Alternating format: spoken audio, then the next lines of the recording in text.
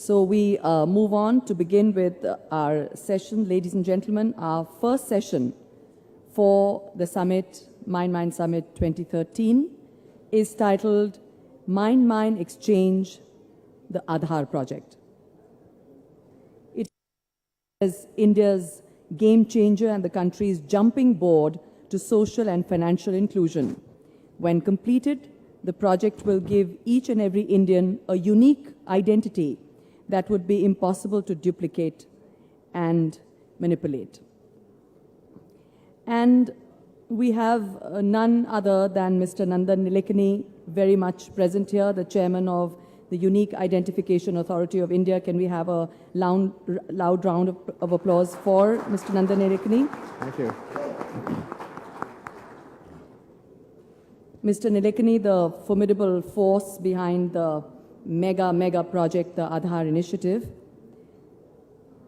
He is responsible for leading the Aadhaar initiative, which aims at providing a unique identification number to 1.2 billion Indians. No mean task at all. Friends, I think we all know that he is an IITian. He's from IIT Mumbai, and was named the Corporate Citizen of the Year at the Asia Business Leaders Award 2004. And in 2006, he was awarded India's third highest civilian honor, the Padma Bhushan, apart from many other laurels. Joining him, Mr. Sunil Kant Munjal, the Joint Managing Director of the Hero Motor Corp Limited and Chairman of Hero Corporate Service Limited, responsible for developing the growth strategy and the implementation of the new business plans for the group. Many feathers in his cap, member of Prime Minister's Council on Trade and Industry, on the boards of Indian School of Business, Hyderabad and Mohali, and also serves on the President's Council at the University of Tokyo. A commerce graduate from University of Delhi and undergone training also in mechanical engineering. I hand over the session to Sunil ji. Thank you. Thank you, Nandan, for agreeing to come and spend this time with us. I know I asked you 2 years earlier and then last year, and both times you said, not yet. I'm in the middle of implementing this earth-shattering project, which will change the lives for many Indians, and you've truly done it. So many congratulations to you, and thank you as not only for coming in here, thank you as Indians for doing what you're doing. You have become both an icon and a role model in many different ways for the way you ran your company, the way you built it and got it to where you did, and then at the peak walked away and said, I will do something which will help build society which is much bigger than the company I'm running. Very few people actually have the guts to do that. What made you decide to do this? Well, I think I've always wanted to contribute, and I'd been doing it in a small scale kind of a way. But when this offer came from the Prime Minister, I thought it was something I could do because it played to things I'd done. It was about large project management, it was about technology, it was a clear goal, it was not fuzzy. You know, so it was very clear that if I've succeeded or failed was a very clear thing. It was a 0-1 thing. So it appealed to me in many ways, and that's when I took the plunge. It was, of course, as you said, the biggest thing is getting out of your comfort zone. You know, so I had to get out of my corner office overlooking a golf course and you know, come here and start all over again. And you know, it had many dimensions, right? I mean, I moved from Bangalore to Delhi. I moved from the government, private sector to the government. But actually, I moved from an organization to a startup. That's actually the biggest thing. I was the first employee of this organization. So right from day one, putting together the team, the budgets, the offices, it was like doing a startup all over again. So people used to say that when you moved in, there was a massive amount of resistance. One, to see somebody from industry to come in a key position, which was not just like a bureaucrat, but it was like a cabinet minister's position. So it appeared people either felt threatened for status quo, or that what you're attempting to do could disrupt many of the systems which currently exist, where there appears to be a vested interest and clearly interest in allowing things to go on. Mm-hmm. So what kind of resistance did you face? One would be interesting for the audience to hear. And how did you overcome this resistance? Because I've heard many stories, some from you and some from others. Well, so it'll be useful. Not sure whether I should publicly talk about all of them. Whatever you can. But I think the first thing we should recognize is that the government gave this project full-hearted support. I think that's, when you're trying to do a massive change of this type, you need complete, unambiguous support from the government and the political system. And I think it is to their credit that they backed this project unwaveringly, in spite of these various challenges. So that actually helped the project. Otherwise, this could not have been done. But I think there are different kinds of challenges. One, of course, is that any change in any society will face resistance. It's part of the game, and some of it is within the system. Some of it is territorial. Why are you doing what I should be doing kind of stuff. Some of it is ideological. The right has a certain ideological perspective on this project. The left has a certain ideological perspective. So our challenge was to deal with these various sort of actors and figure out a navigable way through the system to get to where we had to get to. So I think we definitely faced challenges, and some of those challenges became more pronounced as we became successful. Because I think initially, people didn't really know whether this would succeed. So they said, let's worry about it if something happens. And when something happened, then obviously the reaction was quite different. So before we get to the Aadhaar project, a little bit about yourselves, if you don't mind. You have a reasonably, or let me say, fiercely independent-minded family. Mm-hmm. Your wife is a very smart woman. She runs an NGO herself. She writes, she talks, and your kids are in Yale, from Yale, and each of you seems to lead a life of your own. What do you fight about with your wife? Oh, lots of things. I mean, I think, certainly, I guess I'm much more of a market person and my wife is much more of a NGO person. So that's one source of disagreements, ideological disagreement. I think it's stuff like that. But we have, now I think we have a good understanding. I mean, like she does a lot of philanthropy, and we do a lot of joint philanthropy also. So we're doing more things together. So you agreed where to disagree? Yeah. Good.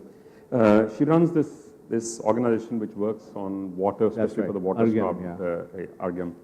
So are you getting involved in any manner in that initiative? No, that's entirely her thing. But for example, we are jointly supporting a new school of urbanization in Bangalore. So that we're doing together. Okay. At one time, Tom Friedman had once asked, he said, Seattle has Bill, Bangalore has Nandan. What makes Nandan unique? Can I repeat the question? Why are you asking me? What do you think? I know. I think Tom in the context, because Tom and I have been great friends for the last 10, 12 years. And he said this after having actually looked at India. Yeah. Looked at India, looked at Indian enterprise, looked at Indian entrepreneurs and professionals. And then he made this comment. Well, I think one of the reasons is because, when he, the whole, the title of the book, The World is Flat, came out of a conversation he and I had 10 years back. In fact, it was 2004, 9 years back. And I think that conversation we had, and where I explained to him how technology was changing the whole world and outsourcing, I think that was that essentially, became the inspiration when he led. So I think ever since then we've had a very good, we speak in shorthand, Right. Ideas we exchange at very high speed bandwidth kind of thing. So I think that's probably what he found different. Janvi, your daughter, I believe, is studying public policy at Harvard. That's right. So are we seeing another politician in the making? Well, in the family? first of all, I'm not a politician. So where's the question of her being a politician? I'm a plumber. Right. I fix pipes. Yeah. So let me come to the project itself. Sure. The government, many people say the government is hoping to time its next election to when this project actually gets rolled out across India and people begin to see the benefit of the direct, what is it called, direct benefit? Transfer. Transfers. Yeah. Do you think the impact would actually come in this 1 year period? Because the government only has about a year and some left to Well, run. that's really, not for me to say, because I think we have to think of this project in two parts. There is an identity system, which is the base system which our team is developing. In that identity system, we have enrolled about 35 crore people, 350 million people. And we enroll at the rate of 20 million a month, about 2 crores a month. So the original commitment we had made when we started was we'll do about 600 million by the end of 2014. Okay, for the benefit of the audience, can you explain the project a little bit? Yeah. The idea of the project is to give a unique ID to every Indian resident. And this is really being done from two reasons. One is there are a large number of Indian residents who don't have any acknowledgement of existence. They don't have a birth certificate or anything. That's one side. On the other side, the government is increasing its public welfare spending, and they want to become more efficient in that. So both are coming together. So the ID program began like that. And we had to establish uniqueness, we had to use biometrics, because we found that if you use the 10 fingerprints and the iris of both the eyes, then we expect to get uniqueness over 1 billion people. So we do a massive, what's called as deduplication to establish uniqueness. So that's the ID platform. The direct benefit transfer is an application of the ID platform for the purpose of distributing benefits. These benefits could be cash benefits like pensions and scholarships, or they could be non-cash benefits like food and fertilizer and all that. So have you made any suggestions or recommendations to the government what they should do first on the platform? No, what we have done is we have laid the platform strategy, how IDs will work, how the banking system will sit on top of that for cash transfers, how food, fertilizer, fuel can be reformed. So we have laid the road and how the payment infrastructure needs to be reformed. So essentially we have laid the sort of the architecture of this thing. Now, when it gets done, how long it takes is really in some sense beyond me. It's the government, the ministry, the department, the banks. So I can't say when that will get done. But I think now we have a very clear roadmap on doing it, and it's actually being done. In the last 3 months, we have rolled out DBTs in 43 districts, and actually payments are going electronically in real time to people's bank accounts. So it's beginning to happen. So what's the result of the areas where, what impact is seen in the places where it's been rolled out? Well, there are three impacts. One is on the side of the government, when you have a list of beneficiaries and you use the Aadhaar number to deduplicate, you get the savings because it eliminates ghosts, frauds, and duplicates. So that itself sort of helps on the fiscal side. It reduces the money outlay. On the customer side, on the beneficiary side. So has it actually done that? Oh yeah, it's happening. I mean, you're seeing reduction in that. Yep. On the beneficiary side, because we have this online authentication of identity, we can now make it much more convenient for a guy in a village to get access to his money. So that's on the convenience side. And the whole thing is designed to be completely transparent, so you get complete visibility into transactions, which is a big part of accountability. So it has a number of dimensions to it. And there was an article in one of the newspapers that in a district in Rajasthan, where they tried this only for kerosene, the kerosene consumption fell by, if I remember correctly, 73%. Is that an accurate number, or was it just a reaction of getting cash and ability to spend cash on anything you Well, like? that was not an Aadhaar-based thing. Okay. And, the question is, whether it happened because consumption fell or it became inconvenient, whatever, we don't know. But we are right now rolling out Aadhaar-based transfer of food and kerosene in East Godavari district of Andhra Pradesh. And the local district collector tells me that on food he's seeing a 20% reduction, and on kerosene he's seeing a 30 to 40% reduction in consumption, because we just tied up the whole verification process. There was also something the other day which said the actual implementation being pushed back by a few months. Is there any reason for that? No, I mean, I think, what's happening is that this whole process is you're re-engineering public service delivery at scale. Yep. It's a very massive governance re-engineering project. You need to get people their Aadhaar numbers, you have to give the numbers to them by letter, you need to prepare the list of beneficiaries, you need to open bank accounts, you need to make sure the Aadhaar number is the bank account, you need to roll out business correspondence. So there's a huge reengineering activity. So I think that's but fundamentally it's completely radically changing the way service delivery happens. So within the government, who have been the biggest supporters of what you are doing as an initiative and this project? And where has the maximum criticism come from? Well, I think in the government, obviously, the Prime Minister, Mr. Pranab Mukherjee, who's now the President, Mr. Chidambaram, then the Congress Party leadership, Mrs. Gandhi and Rahul, all of them have been fully supportive. And of course, Montek has been a huge supporter. So it's been a really good support from all around the team. As you've learned politics already, you do not criticize anybody at all. Do you think this is a system which is exportable? Can India actually get some consultancy? Can India turn this into a revenue stream by exporting the know-how and the system overseas? Yeah, well, a large part of the system is in the public domain because a lot of the technology, devices, architecture, interfaces we publish on our website. So people can just use it as it is. But I think we have had visits from at least 15 countries who have come to sort of kick the tires in some sense, figure out what's going on. So definitely there's a lot of global interest in this topic. Because, see, one thing we should realize is that this problem is there in many developing countries because a lot of people don't have IDs. Yes. It's not a problem in the West because everybody has an ID in the West, everybody has a birth certificate. So in developing countries, this is a challenge. So it does resonate with many countries. We were in Pakistan a few months ago and they said they've already set up this system some years back. Yeah. Is that somewhat similar to what we are doing? Or is it? Pakistan developed a system called NADRA, which is their card. It was originally designed as the card for security, and then they have a social program called the Benazir Support Program, which they use that for cash transfers. So I think it's, I haven't seen the technical details, but certainly it's, it's a lot of that. I think what takes our system, I think state of the art is scale, 1 billion. It's completely digital, end-to-end digital, end-to-end thing.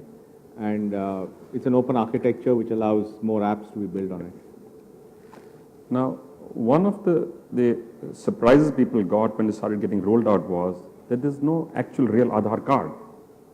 It's just a unique number which is on a piece of paper which you get as almost like a receipt that you're registered in the system. And the question being asked is, would a card not allow you to do a lot more? And would a smart card not allow you to do a lot more than you're still able to do with just the number? Well, actually, no. Number gives you much more possibility because once you have the number, which is... Not the card instead of the number, but a card in addition to the number which you can actually carry with you. Well, first of all, there are many options there. For example, people can print the letter, people can print it on a card, people can laminate the card. A third party can offer a debit card with a number on it with the photograph. So basically, the architecture allows different agencies to provide better cards for you because we have to send 1 billion of them, so we have to look at every penny on this one. But more importantly, if you have a card, one of course you can talk looks and durability, but from a usage point of view, a card has only a limited number of applications you can have on it. The huge coordination costs. If you want to add a new application, you can't recall 1 million cards to replace it and all that. Once it's online, you can have infinite number of applications online. So from a extensibility point of view, having an online cloud-based ID system is far better than having a physical card-based ID system. Right. We'll open it, if it's okay with you, to the audience to ask any questions if they have, and we have mics. If anybody is interested, please raise your hand. We'll get a mic to you, and please introduce yourself and ask the question. And try to limit it to a question, please. Use the mic, please.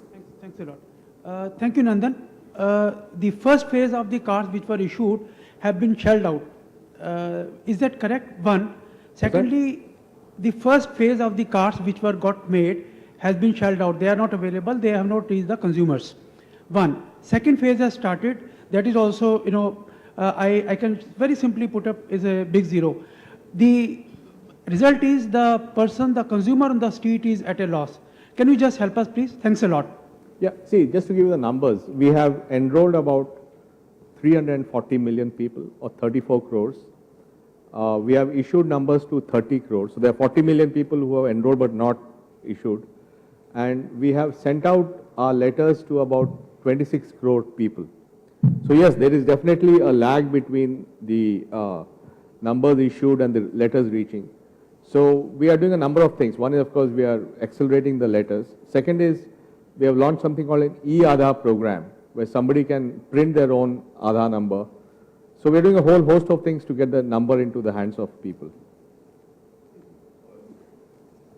So, can you get a mic there, please?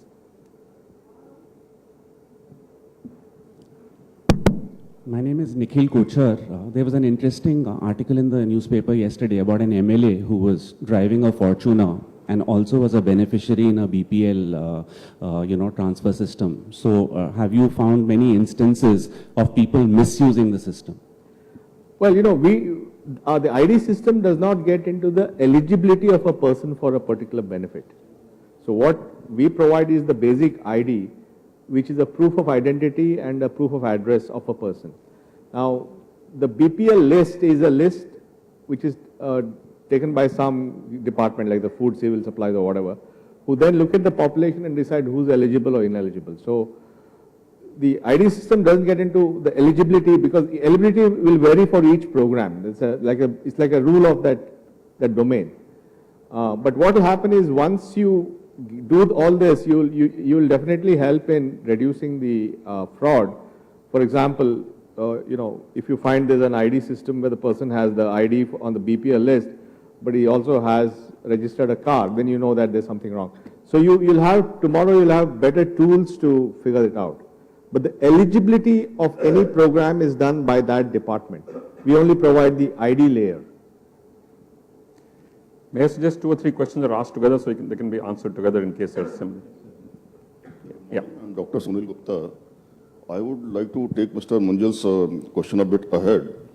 This UID is a very, very mammoth task involving millions and billions of resources, manpower, money, everything. So wouldn't it be fine if this UID number can be clubbed with smart card plus population control, influx of refugees and everything? What's that? This Can we use this ID number smart can card? be Aadhaar card can be clubbed together with smart card plus some maintaining population register, so as to see the influx of refugees and everything like that. Yeah, again, I think, all that are really applications, and we have designed it in a way that the challenge of the day is to give everybody an ID. That's really the big challenge we have. And there are many, many applications, right? I can use it for, border issues. I can use it for BPL. I can use it for healthcare. I can use it for cash transfers. So the number of applications of this are many, and the application priorities, anybody can decide. Now, you'll say, let's do border. Somebody will say, we'll do something else. So to actually get the project going, we had to segregate the ID part from the application part and say, look, we'll build the ID system. Our job is to get 1 billion people as soon as possible and get them the ID. And then different organizations at their pace of usage will then build applications on top of it. Otherwise, you'll just get into gridlock. Nothing will happen because everybody's just arguing about what to do. So we had to create a model where we had to slice out the ID part, get that done rapidly. And then, like today, cash transfer is one application. Tomorrow, the mobile industry will use this as a KYC when you buy a SIM card. Day after tomorrow, the healthcare industry will use this as the ID for a healthcare record. So those are all apps that get built on it. So that's a practical way of getting this job done. Yes. Go ahead. Hello. Sorry, may I? Yeah, there's a question here. Nipun? Sir, may I? Actually, Hang on, just a moment, please. There's a question here. Yeah, Mr. Nilikani, I have a very specific question. A challenge disabled people are faced in accessing UID centers is that they're not really wheelchair friendly or friendly towards people with other disabilities in terms of, for example, the center in Noida is on the 3rd floor of a building that doesn't have a lift. So is it possible to have a model where maybe one center in every major city is totally accessible for people with various disabilities and they know where they can go? Sure. I think, I don't know about the Noida one, but we did launch quite a few disability-friendly, differently abled people-friendly locations. But we'll definitely look at more of that. Our challenge now actually is demand. Today we have 30,000 enrollment centers, and there's so much of demand that, long queues and all that. We're trying to expand as fast as possible. Go ahead, gentleman at the back. Yeah. Yeah, actually I wanted to compliment for this e-Aadhaar implementation. The printout which is now happening to the server is absolutely beautiful. We waited for our card for almost 2 years, and once this started functioning, I found it's perfect. So I wanted to compliment you. And what I've started doing, I'm Saxena and I worked in telecom, so I use my internet connection to actually provide printout to all the neighborhood, and they are damn happy. I would also like to mention that perhaps if the outlets can start doing it for a lot of people, it will become more efficient. That is one question. We are tying up with all these customer service centers, so they will all have e-Aadhaar facilities. So the other question, which is a little personal, saying that when you do a good job in India, ultimately you are called to explain and inquiries are held. Are you scared of it, or you will still continue doing this good job? Thank you. They're welcome to inquire. I have nothing to, they're most welcome. Actually, by the way, our project is very well scrutinized by all the agencies already, so there's no issue. I'm quite comfortable. Go ahead. Yeah. Just a quick question. Indians are very innovative in duplicating and triplicating cards which are made.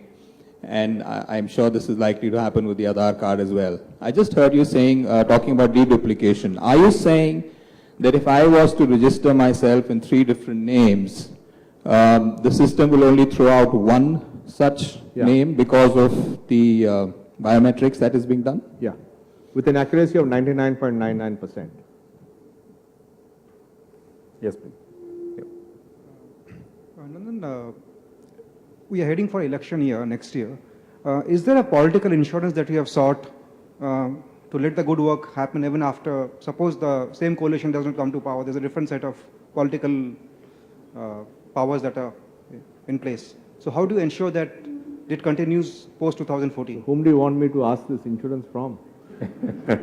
Have you broadened your, apart from the political, have you spoken to other parties? Have you... Well, the way we look at this is, how do we make this irreversible and sustainable? And that's the best insurance that you can have. Our view is that if we reach about 500 million people who are all have the IDs, and if several million of them are getting cash transfers into their bank accounts, then it will sustain itself.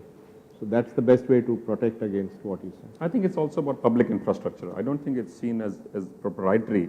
While I asked the question myself about whether the government would like to use it as a tool for the next election, but it's clearly seen as public infrastructure. And if you look at the actual deployment on the ground, it covers states of all political persuasions. We have states like Tripura, which is a CPM government. We have states like Karnataka, which had a BJP government. The states like Madhya Pradesh, BJP. So it's really been, of course, Andhra Pradesh, Congress, Maharashtra, Congress, NCP. So we have a very broad brush of states who are very actively using this technology. So I think they all see the value as a way of improving public service delivery. Can you tell us a few ways in which you think corruption in the system, especially in the social spend system, can actually go down with this? Well, there are many aspects to this. First is that once you create a digital list of beneficiaries and use the Aadhaar number to remove ghosts, duplicates and all that, that's one level. So then you only have genuine beneficiaries in the list.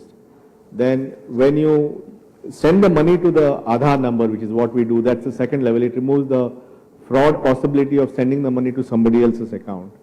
Then because we authenticate when a person withdraws his money, that also makes sure that the genuine person gets the money at the other end.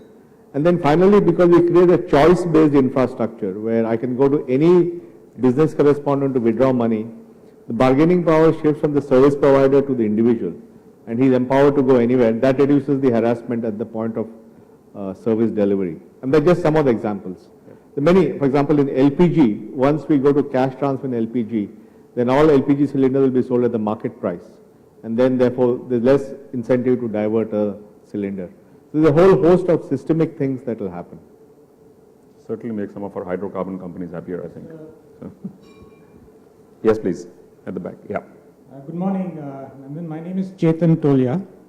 And the question I have is that there is an opportunity here to set off an app economy, in a sense. Set up? An applications economy. You know, just like Apple created a huge app economy, Android has created a huge app economy. There is the potential for this to set off a app economy. Is there any thinking around this? Absolutely. It's designed to be an app economy. And how would it be regulated? Well, the way it works is, enrollment happens once in your life, right? You go and give all your biometrics and we do this deduplication and generate this unique 12-digit number for you, which you get by letter, Aadhaar, or whatever. So that's your number for life. Then we have verification services of your ID. So you go somewhere to take your money or your rice or whatever. You say, I'm X, my number is 123. Here's my fingerprint. I'll do an online verification in a few seconds and verify that it is indeed you. So this is called the online verification, which can be done using your fingerprint, your iris, your name, or we provide them as APIs. Then we have an application user ecosystem where many companies or governments or individuals or entrepreneurs can use this ID service and embed this ID in their applications, which can run on a cell phone or a smartphone or a tablet or whatever. So we expect to see, it's completely an ecosystem architecture. And as I was telling my friends from Canada earlier, think of it as the equivalent of GPS. If you look at global positioning systems, it was designed in 20, 30 years back as a method for missile targeting, right? The GPS was a set of geostationary satellites with which you could get the exact latitude, longitude of some target to send the missile. But in 2000, the Clinton administration put that in the commercial domain. And today we have a large GPS economy, right? Maps and inertial navigating systems, location-based services. So all the GPS did was answer the question, where am I? So we answered the question, who am I? And publish an open API and an ecosystem. So absolutely, in the next 10 years, you'll see lots and lots of applications on this system. It's designed to be a app store. Yes, please. My name is Sanjay Gupta. Sir, we have not seen many big honchos, business honchos getting into this kind of a service in India, like a lot of people do it in US. What do you mean, service? Yeah. I mean, this kind of a service, a great service you're trying to do. People, we have seen business people getting into becoming members of parliament or things like that. What is really driving you to do this great service? Well, I mean, I could have spent another 10 years running a business, or I could have done something transformational. So it was a no-brainer. I think if you get a chance to, I think it is to the credit of the system that they said, give this guy a chance to do something. So I think, it's just that I think the leverage is very high, the impact is very high. So I feel the psychic income is very high on this. So I think I don't feel like I'm doing a favor or I'm doing a service. I feel I've been given a chance to do something huge. So I'm very grateful for that. We'll take the last one now. Sure.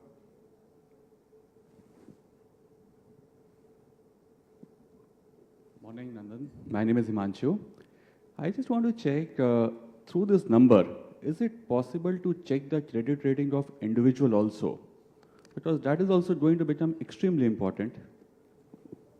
Again, I think that's why I said a credit rating is an app on top of the ID.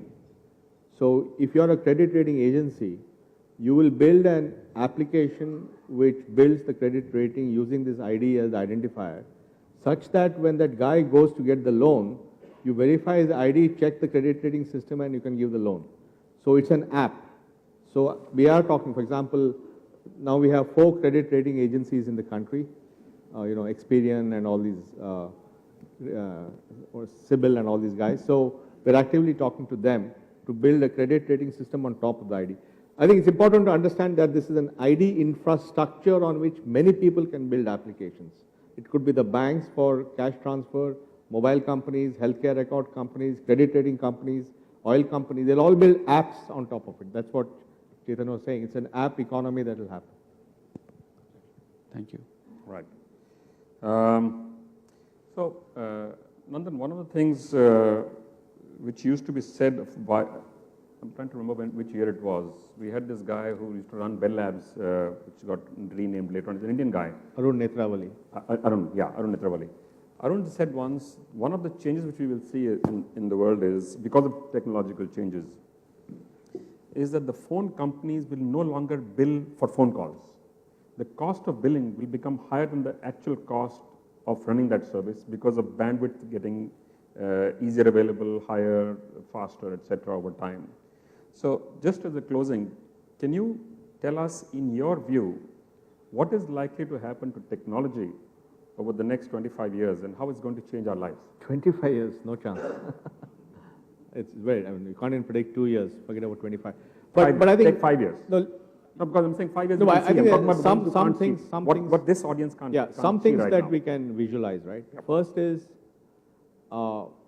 computing power and storage will become essentially free, because you can, I mean, you can see that today. You can build these massive cloud farms that have infinite storage. Today, Facebook has 1 billion people and they put all their photographs and this and that on the, YouTube is serving 1 billion users real-time video. So you're getting scale of size. That's on the back end, on the cloud side. Then bandwidth will become ubiquitous and broadband, right? Everybody will have a broadband. So that's the UK is passing potentially a law for right to bandwidth. Yeah, so everybody will have right to say, broadband. free or cheap connectivity.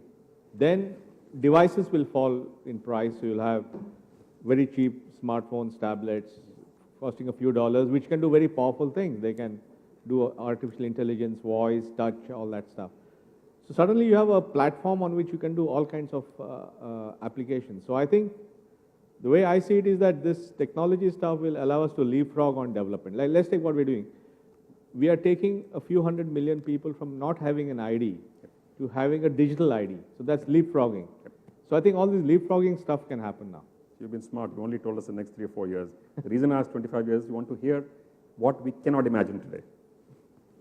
No, I think, look, if 5 years back, if you had been told that there would be self-driving cars, you would have said impossible, right? Right now there are self-driving cars. So there's something, this funda of the second half of the chessboard, right? What's happening is Moore's law doubles computing power every year. And now we are in the second half of the chessboard, so when it's doubling at a pace that we have never seen before. So you're seeing stuff that could not have, so it's impossible. I defy anyone to visualize how it will be in 25 years. Good. On that note, thank you. Thank you. Thank you very much.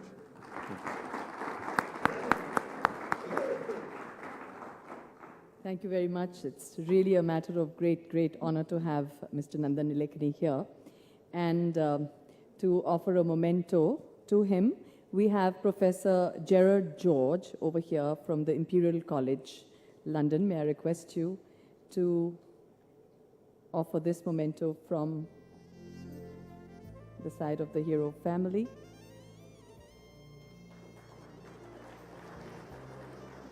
Thank you very much, Professor George, and thank you, Mr. Nilekani, for being here, and Sunil ji. Ladies and gentlemen, we'll require a couple of minutes to reset the stage for the next session. So while that is happening, I'll take the opportunity to mention the names of the organizations who have helped facilitate. May I request everyone to remain seated here. It'll only take not more than 2 minutes to reset the stage and so on. So as I was mentioning, our summit partners are Hero Motorcorp Limited, ICICI Prudential Life Insurance, Standard Chartered Bank, and HDFC Ergo General Insurance. And our innovation partner is IBM.